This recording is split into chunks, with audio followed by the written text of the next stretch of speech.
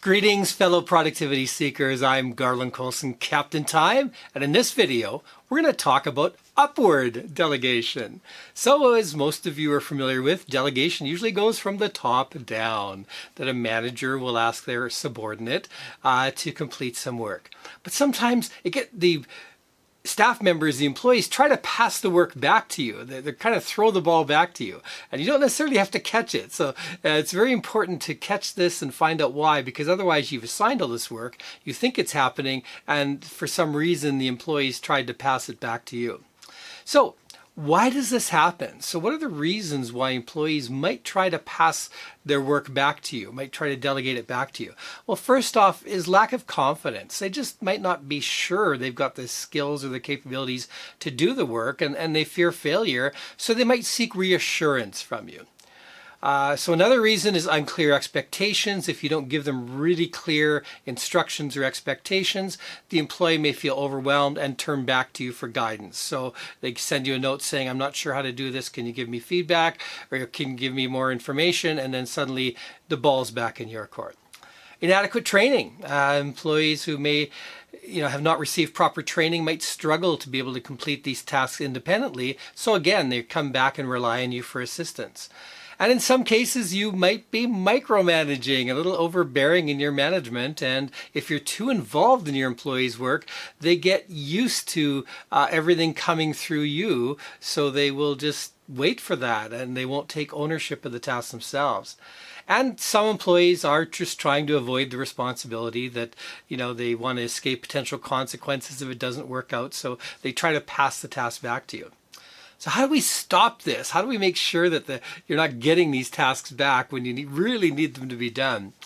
So first off, set clear expectations, clearly communicate the task, clearly communicate the responsibilities to the team member, including their deadlines and their performance standards, so they know what their role is, and it will reduce that need for continual supervision.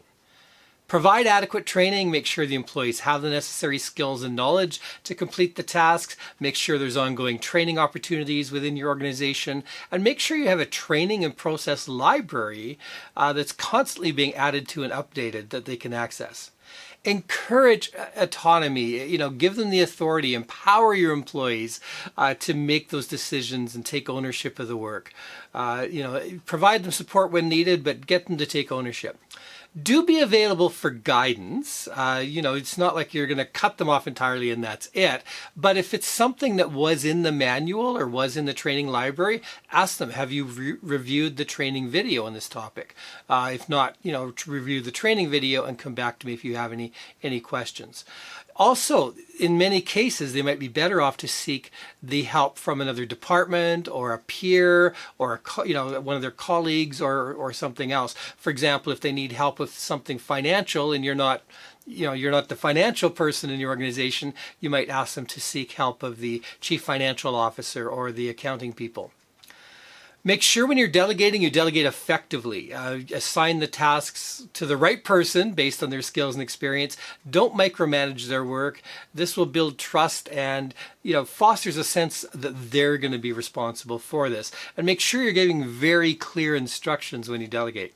And hold your employees accountable. Don't let them get away with the fact that they just pass it back and add a comment to the note, I can't do this, and they're done. Make sure you track their progress, make sure that you're evaluating them, make sure you're regularly coaching them every week on their performance, and their performance reviews, pay raises, continued employment are all based upon their being able to complete the work. So this is what upward delegation is, and here's these tips to stop it. So be aware that to watch for when this is happening to make sure it's not happening to you. Thank you so much for listening. I would love to hear your comments in the comment area below. Please hit the like and subscribe button. And you can support independent content creation by clicking on the Buy Me a Coffee link below. As always, reach out at captaintime.com or leave a comment down below.